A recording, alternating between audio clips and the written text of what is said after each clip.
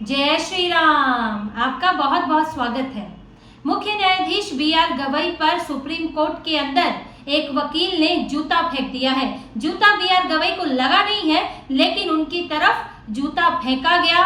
और जिन्होंने ये जूता फेंका है 71 साल के वकील हैं सुप्रीम कोर्ट के राकेश किशोर।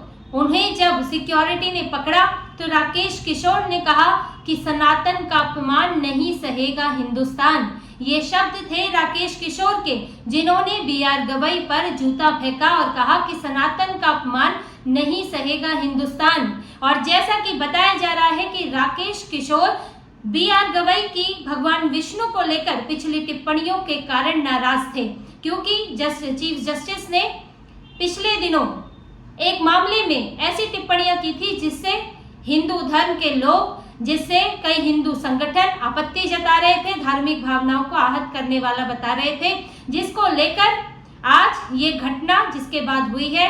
सुप्रीम कोर्ट में केस की सुनवाई चल रही थी, जिसमें चीफ जस्टिस भी मौजूद थे और राकेश किशोर, जो कि सुप्रीम कोर्ट बार एसोसिएशन के सदस्य है, 71 साल के हैं, दिल्ली के ही रहने वाले हैं, वो उस सुनवाई के दौरान कोर्ट में मौजूद थे। और इस बीच ही उन्होंने अपना स्पोर्ट्स शूज निकाला और चीफ जस्टिस की तरफ फेंका। जूता लगा नहीं, सिक्योरिटी आई, सिक्योरिटी राकेश किशोर को पकड़ कर ले गई, लेकिन इस बीच उन्होंने अपना संदेश दिया और उससे ये साफ पता चलता है कि उनकी नाराजगी की वजह क्या है। राकेश किशोर चीफ जस्टिस की पिछली टिप्पणियों से नाराज थे और इस बात से भी नाराज बताए जा रहे हैं कि उन टिप्पणियों पर भी जब उस पर हंगामा हुआ, आपत्ति जताई गई, तो भी माफी नहीं मांगी गई थी चीफ जस्टिस की तरफ से। मामला देखिए, ये सितंबर का मामला है, जब एक व्यक्ति एक याचिका लेकर गया और उस याचिका में था खजुराहो में जावेरी मंदिर है, जिसमें भगवान विष्णु की एक मूर्ति है जो कि खंडित है। उस मूर्ति का सिर नहीं है, जिसको आक्रांताओं ने मूर्ति को खंडित किया था और सिर तोड़ दिया था। अब उस व्यक्ति ने याचिका लगाई कि इस मूर्ति का पुनर्निर्माण करने का आदेश दिया जाए, क्योंकि ये मूर्ति archaeological survey of India ASI के तहत आती है। तो सुप्रीम कोर्ट आदेश दे एएसआई को कि वो इस मूर्ति को जो खंडित है उसका सिर फिर से बनाए और हमें उसकी पूजा की इजाजत दे।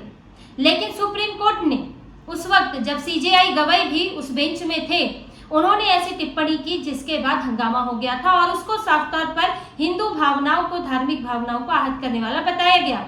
सीजेआई गवई ने इस मामले में पहले तो कहा कि क्योंकि ये एएसआई के तहत आता है तो हम इसमें आदेश नहीं दे सकते। चलिए, यहाँ तक तो ठीक है, लेकिन इसके बाद उन्होंने कहा कि ये पब्लिक इंटरेस्ट लिटिगेशन नहीं लगती है, ये पब्लिसिटी इंटरेस्ट लिटिगेशन लगती है, यानी कि प्रचार पाने के लिए, लोकप्रियता पाने के लिए लगाई गई है और इसमें हम कुछ नहीं कर सकते। तुम जाओ, अपने देवता के पास जाओ, आप भगवान विष्णु के कट्टर भक्त हैं तो उन्हीं से ही प्रार्थना कीजिए। अब सीजेआई गवई ने ये जो अतिरिक्त टिप्पणी की थी, वो ये बात जिसकी आलोचना, उनकी टिप्पणी की आलोचना हुई, उसमें यही कहा गया कि सीजेआई गवई ये भी बोल सकते थे कि एएसआई के तहत ये मामला आता है तो हम इसमें कुछ नहीं कर सकते, लेकिन उन्होंने इसके आगे ये भी जोड़ दिया कि अब जाओ अपने भगवान को कहो, जैसे कि एक तरह से चुनौती दी जा रही हो कि तुम्हारा भगवान है तो बना ले इस मूर्ति को, कर ले चमत्कार। क्या ये इस टिप्पणी से सुनकर ये नहीं लगता?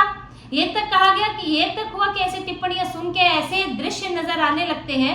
आप कई बार आपने खुद फिल्मों में देखा होगा कि जब किसी भक्त पर अत्याचार हो रहा होता है और सामने वाला कहता है कि अब देखते हैं कि तुम्हारा भगवान तुम्हें बचाता है कि नहीं, बचा सकता है तो बचा ले, क्योंकि सामने वाले की आस्था नहीं है और वो तुम्हारी आस्था को, तुम्हारे ईश्वर को चुनौती देता है।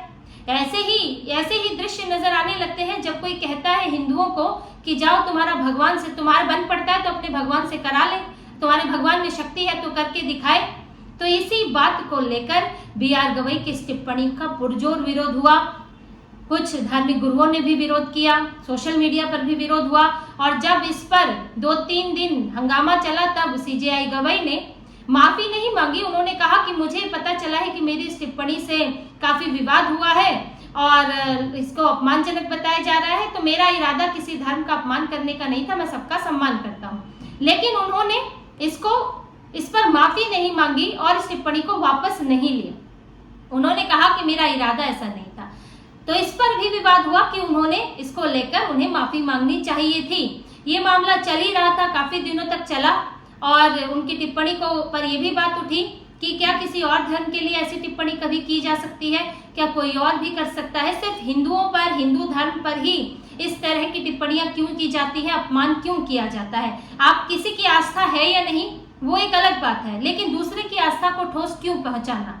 क्या इसके पीछे वजह है कि हिंदू इन मामलों में सहिष्णुता अपनाता है, हिंदू इन मामलों में अहिंसा का तरीका अपनाता है, वो कोर्ट का दरवाजा खटखटाता है, वो सिर्फ बोल कर रह जाता है? क्या इसीलिए हिंदुओं को टारगेट किया जाता है? या फिर यहाँ पूरा माहौल ही हिंदू विरोधी बना हुआ है, क्योंकि ना तो ईसाइयों के खिलाफ, ना मुस्लिमों के खिलाफ, ना किसी और भी धर्म के खिलाफ कभी ऐसी टिप्पणी देखने को नहीं मिलती, लेकिन हिंदू धर्म के खिलाफ अलग अलग वर्गों से, नेता से लेकर सोशल मीडिया इन्फ्लुएंसर और यहाँ तक अब तो सीजेआई भी उसमें शामिल हो गए हैं, वो भी हिंदू धर्म को लेकर ऐसी हल्की टिप्पणियां करते हैं जिससे कि भावनाएं आहत होती हैं। जबकि अब ये एक उदाहरण भी बनता है। देखिए, यहाँ बात इसकी भी है कि अगर सीजेआई ही ऐसी टिप्पणी करते हैं तो फिर दूसरों को भी छूट मिल जाती है।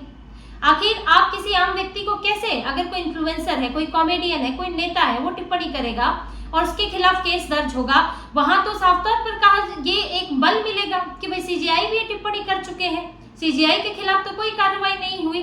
तो यहाँ पर आप जब सर्वोच्च पद पर बैठे, सीजेआई को ही फैसला लेना पड़ता है ऐसे मामलों में। नुपुर शर्मा का मामला कोर्ट में गया, सुप्रीम कोर्ट में गया, जुबैर अहमद का मामला कोर्ट में गया था।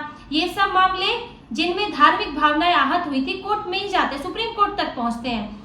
यहाँ पर जजों को ही, सुप्रीम कोर्ट के जजों को, सीजेआई को ही इनमें फैसला देना होता है। लेकिन अगर सीजेआई ही ऐसी टिप्पणियां करेंगे तो इससे नीचे जो लोग हैं उनका मनोबल बढ़ेगा और जो शिकायत कर रहे हैं, जिनकी भावनाएं आहत हुई है, उनका मनोबल गिरेगा। उन्हें लगेगा क्या न्याय मिलेगा हमें सुप्रीम कोर्ट में जाके, क्योंकि ऐसी टिप्पणियां तो सीजेआई ही कर रहे हैं। तो ये सारी बातें उठी थी उस दौरान, जिसको लेकर बहुत गुस्सा था। अब इस मामले की जांच होगी और राकेश किशोर से पूछा जाएगा कि क्या वाकई उनका मकसद, उनका कारण यही था, क्या वो सीजेआई की टिप्पणियों से ही नाराज थे? और इस मामले पर सीजेआई का भी बयान आया, उन्होंने कहा है कि उन्हें इन चीजों से फर्क नहीं पड़ता है, जूता फेंकने की घटना हो या नुकसान पहुंचाने का कोई तरीका हो, वो इन चीजों से उनको फर्क नहीं पड़ता है। लेकिन इस मामले ने एक बहस को तो जन्म दे दिया है कि हिंदू धार्मिक भावनाओं को कब तक आहत किया जाएगा, क्यों किया जाता है, और ऊंचे पदों पर बैठे हुए लोग ऐसा करने पर माफी क्यों नहीं मांगते या संवेदनशीलता क्यों नहीं बरतते हिंदुओं को लेकर। हालांकि किसी भी तरह का हिंसक तरीका अपनाना, इस तरह से चोट पहुंचाने की कोशिश करना, उसका भी समर्थन नहीं किया जा सकता। अगर इसका दूसरे धर्मों के लिए इसका विरोध होता है तो उसको लेकर वो हर जगह इसका विरोध होना ही चाहिए। लेकिन ये बात भी ध्यान रखनी चाहिए कि अगर धार्मिक भावनाएं एक ही वर्ग की बार बार आहत होंगी, उनको न्याय नहीं मिलेगा, उस पर रोक नहीं लगाई जाएगी, और जिनके पास न्याय देने की, जिनके पास सुरक्षित करने की क्षमता है, जिम्मेदारी है, अगर वो ही इसका उल्लंघन करेंगे तो फिर एक समाज भी इस अन्याय से खुद को बेसहारा महसूस करता है कि उसे कहीं से भी न्याय नहीं मिल रहा है, और वो बेचारगी, बेसहारापन उसके अंदर गुस्से को जन्म देता है। तो ये गुस्सा ही ना पैदा हो, ये न्याय मिले, इसकी भी जिम्मेदारी महत्वपूर्ण पदों पर बैठे हुए लोगों को लेनी चाहिए। तो इसी तरह की और खबरें और विश्लेषण आपके लिए लाते रहेंगे। हमसे जुड़े रहिए, सब्सक्राइब कीजिए, कमेंट कीजिए। बहुत बहुत धन्यवाद। जय श्री राम।